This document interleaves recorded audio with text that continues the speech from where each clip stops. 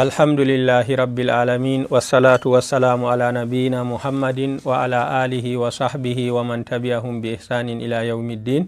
En jokkan jonde meɗen ɗiɗabre en ɗon no bolwana kuuɗe ko hani, kuuɗe boɗɗe ko hani ɓi adamajo o huwa ɗum nder ñalɗe sappo arane ha lewru layhaji. To kadi en limtino nder kuuɗe man ɗo hijjore be al umra, en limtino banniɗo man ɗo julde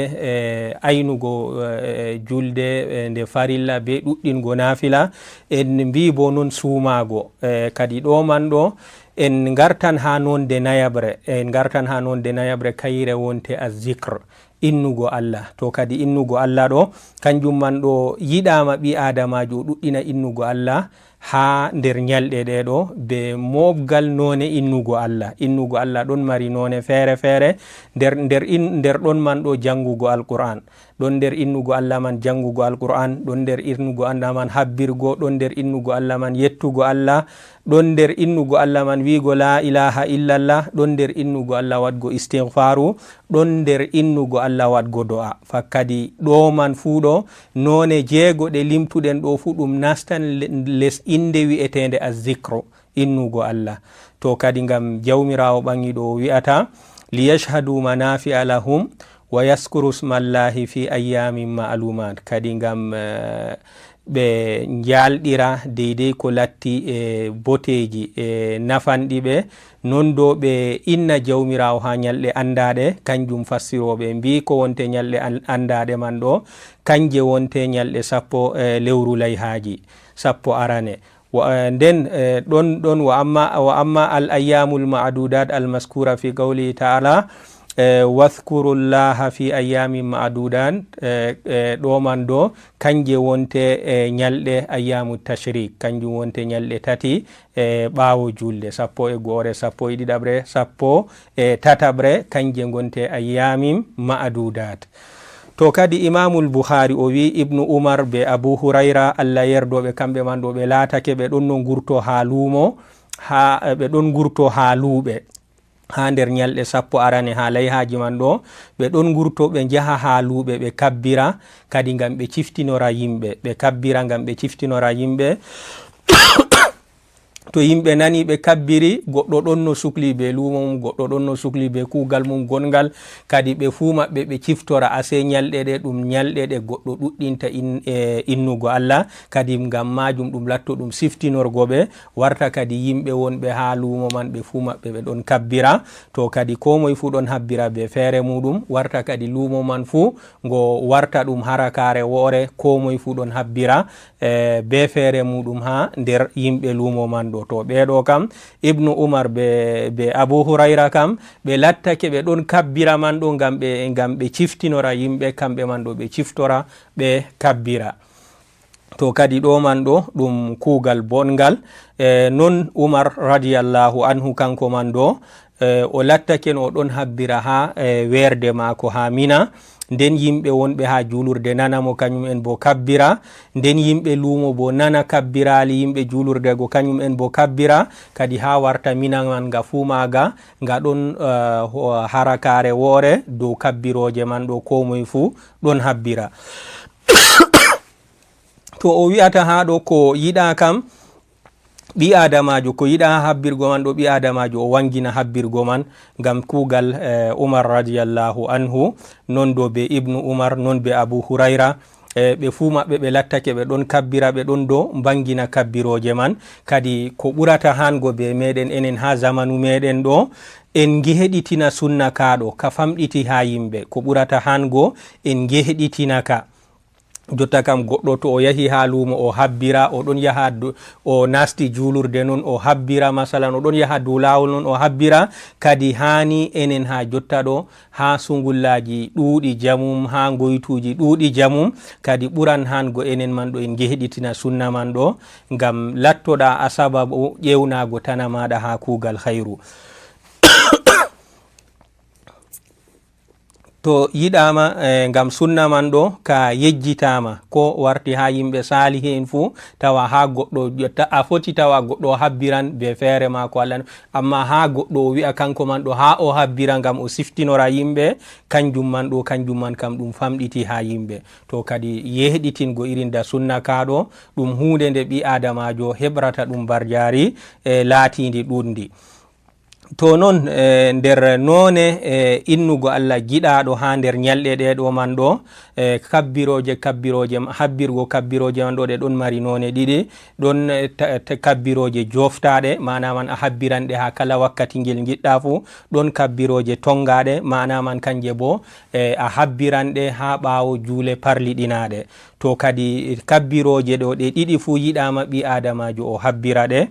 o wi ko wonte takbirul mutlak man kam ɗe ɗon car'e ndey wakkati maje fuɗɗata, kanje man ɗo ɗe ɗon car'e diga to on gi lewru layhaji man, diga to magariba nange muti on gi lewru layhaji darake, diga ɗo takbirul mutlak man ɗo kabbiroje joftaɗe ɗe puɗɗi diga wakkati man goɗɗo wawan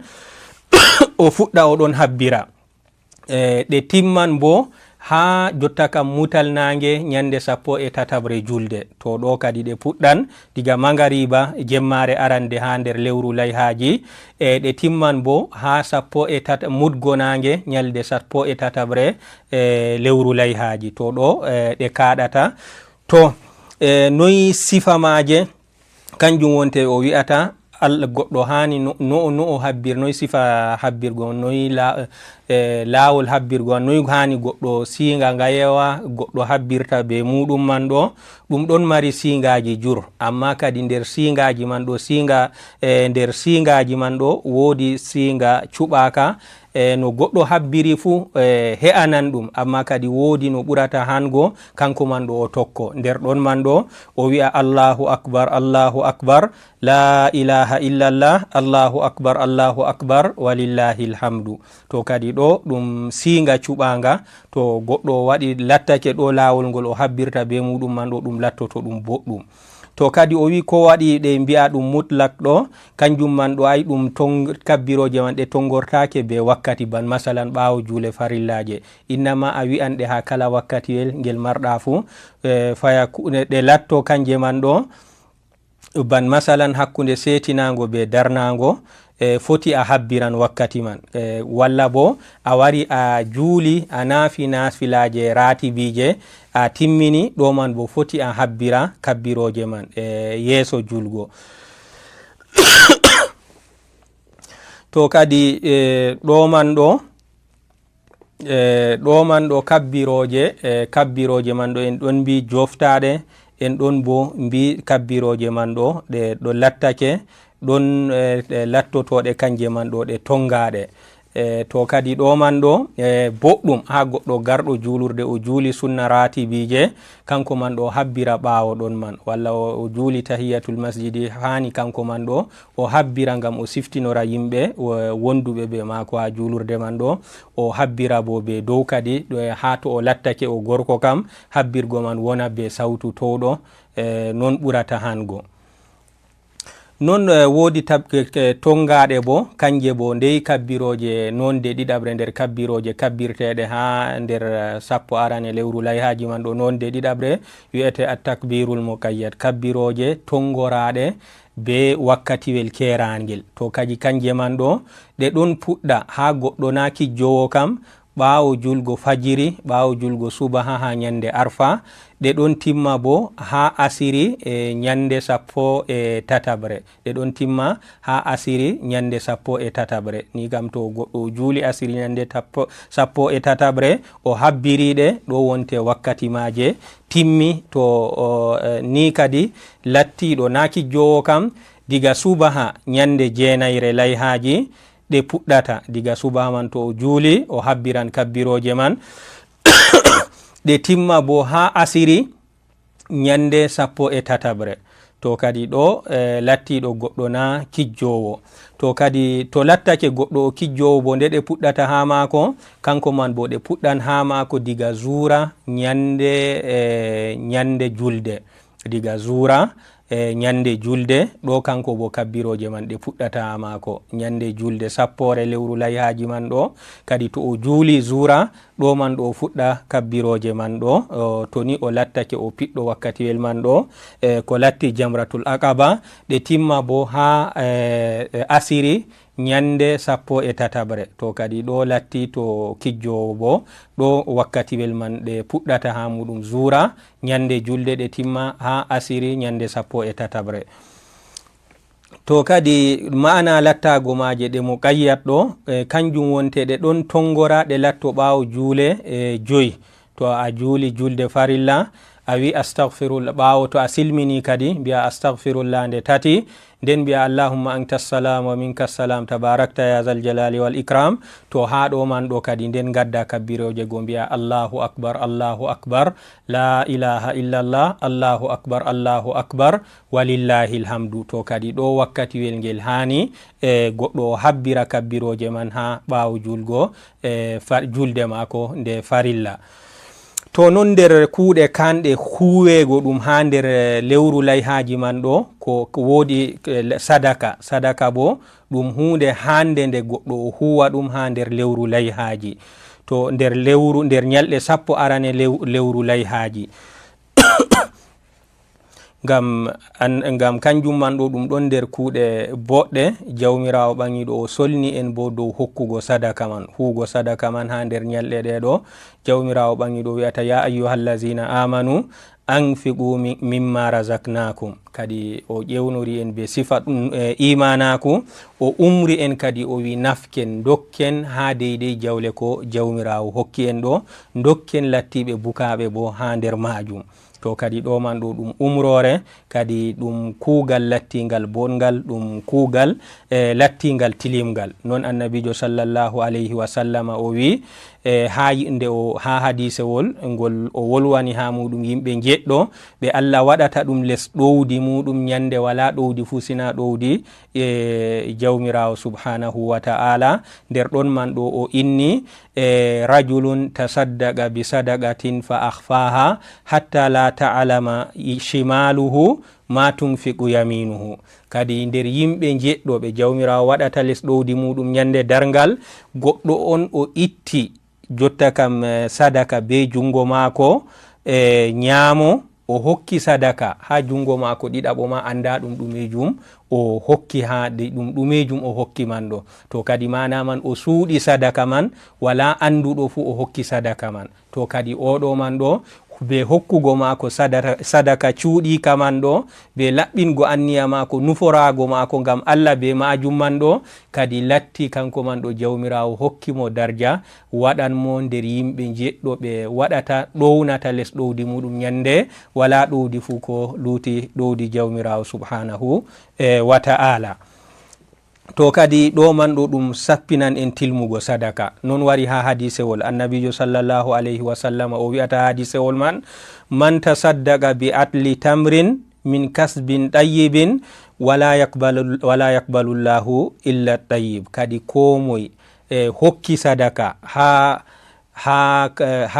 faggudu muɗum lattindu senindu kanko man ɗo ko waɗi o wi faggudu lattindu senidu man ɗo o wi ngam jawmirawo o ceniɗo o jaɓata bo sina ko latti ceniɗum ni kam to ha dokkal man ɗo ngal latto ngal ɗumanigal man ɗo sadaka man nga latto nga woodi darja nga jaɓanga man ɗo hani kanko man ɗo o hokka nga ha faggudu maako lattindu dagindu hani o hokka sadaka man ha faggudu maako lattindu dagindu to kadi ɗo man ɗo ngam jawmirawo wari inna allaha tayyibun la yaqbalu illa tayyiban jawmirawo o ceniɗo o jaɓata bo sina ko latti ceniɗum to kadi ko moy hokki sadaka deydey fodde ribinore deydey ko fotata be ribinore ha faggudu maako senidu kadi jawmirawo o jaɓanan mo sadaka man ɗo nden o mawninana mo sadaka man ɗo a faami o mawninanamo sadaka man deydey fodde ribinore ɗo jawmirawo to ni lattake ɗum faggudu seniɗu jawmirawo mawnina sadaka man ɗo mawnina sadaka man ha jawmi ka yaha tawaka deydey kanjum man ɗo ɗum kosewa mapindiwa ɗo wonte sadaka kungel pamarel ngel o hokkuno ha faggudu mako dagindu man ɗo o yaha o tawa ɗum nyande dargal mbi'a hoosere mapindire. To kadi ɗo man ɗo ko kimmiɗini ɗum ni wodgo anniya mako be sadaka man non do be latto ɗum faggudu lattindu senindu. to kadi ɗo man ɗo ɗum hollanan en hadiseji ɗi man ɗo ɗi kollinan en ɓural sadaka en mbi ribinore nde mawnide ha nde warta ban hoosere. non ha wari ha hadisewol bo annabijo ittaqun nara walaw bi shiqqi tamrin